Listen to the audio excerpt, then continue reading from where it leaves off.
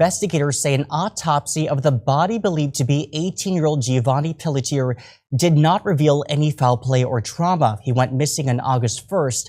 Officials say a family member found the body in a retention pond on Friday. Now, this was off of I-75 and State Road 70 in Manatee County. Detectives believe he had been in the pond for several days before floating to the surface. Now, a toxicology report must be done. It's to help figure out the cause and manner of death. Pelletier's cousins told police the last time they saw him, he started acting, quote, erratic while on their drive. He then got out of the car and walked away. His mother, though, wants more answers. She says he texted her, quote, help, around the time his cousins claim they last saw him.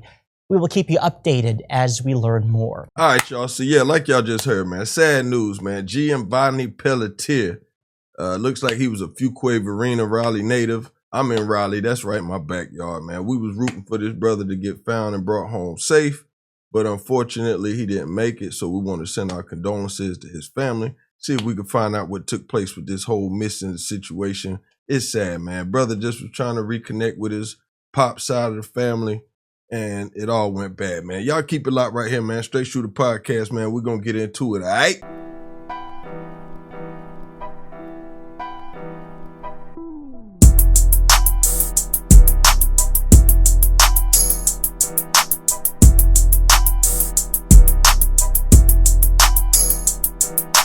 All right, baby, y'all know the vibes. We're going to get straight to it, man. It's your boy Swift Dallas, a.k.a. 16 Pad Killer. Of course, you're tuned in to Straight Shooter Podcast on Maschine Mafia TV, where this is a safe place for unbiased opinions based on facts, where we give it to you straight with no chaser, all right? Unfiltered, unapologetic, real talk. Smash up them likes, hit that subscribe button, and make sure you click that notification bell so you stay in the loop, fam, each and every time your boy drop these videos, all right? So, yeah, man, like I said before, man, the body of a missing North Carolina teen has been found in Florida, where he disappeared more than a week ago after sending a disturbing message to his mother, pleading for help. You know what I'm saying? The brother Giovanni Pelletier, 18 years old, was found dead in a retention pond near the southbound off-ramp of Interstate 75 and State Road 70 on Friday, the Manatee County Sheriff's Office told Fox 13 News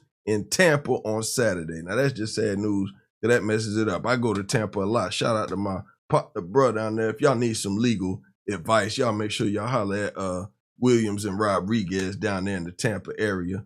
But, yeah, man, this is sad, man, because this is you know what I'm saying? This is like a situation that's in my own backyard, man. Like, if I leave my crib and go 5 minutes the other way, I'm in Fuquay. And that high school really ain't even that far from me, man. So this hits home personally.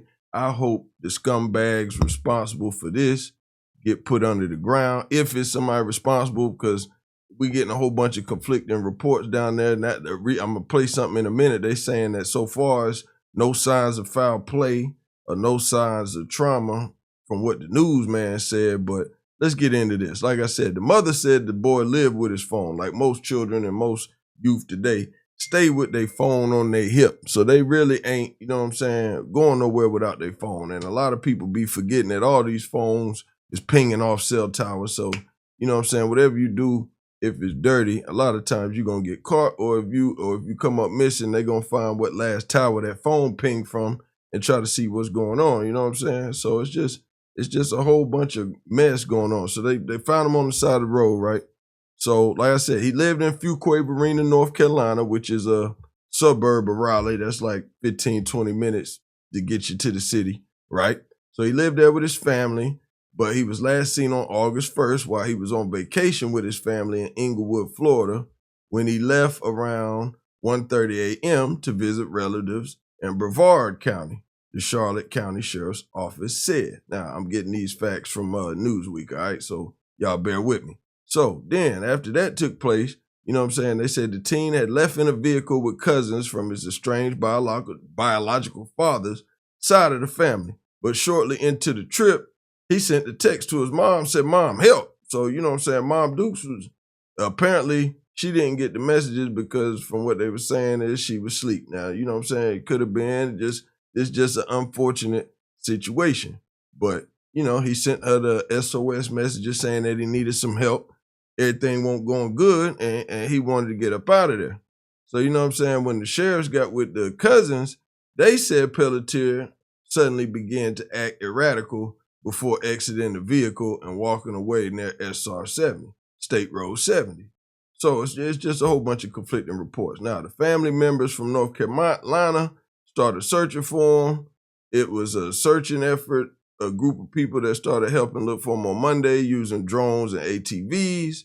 And his aunt, Desiree Pelletier, she told the news Thursday before the teen's body was found that the family was concerned about the involvement of the cousins after she claimed they changed their story. So what they're saying is like, yo, how on earth are we supposed to be okay with these three boys saying this is what happened and then they changed it? So like I said, man, it's a lot of smoke in the city, man. I really don't even want to use the sound effects for this one because this is just some real spill. So we just gonna keep it on a whole nother level. I'm back. Like I said, we gonna attack all the strong and all the rough issues, but this is just a sad overall case, man. Like, this is just some crap, man. Like, the brother was estranged from his father.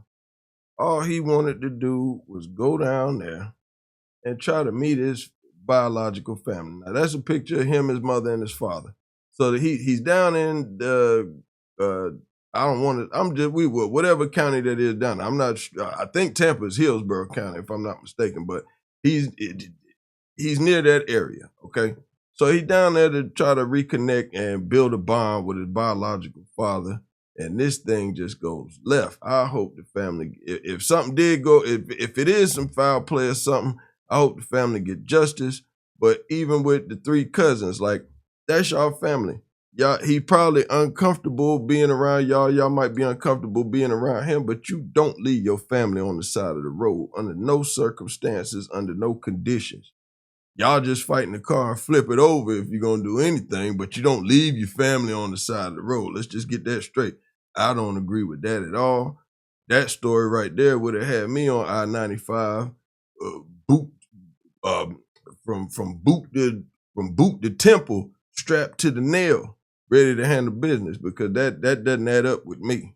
You know what I'm saying? And I that just doesn't add up. So I'm pretty sure more will, unveil itself as this case gets more police activity going on, because the body's been found. So we know he's no longer with us, unfortunately. So it's got to be something somewhere. He, like I said, I don't trust what the news people saying either now, talking about they don't see no foul play, but we're going to figure out something. So right now, like I said, an autopsy was conducted yesterday on Sunday, and the sheriff's office said more forensic testing was going to be done.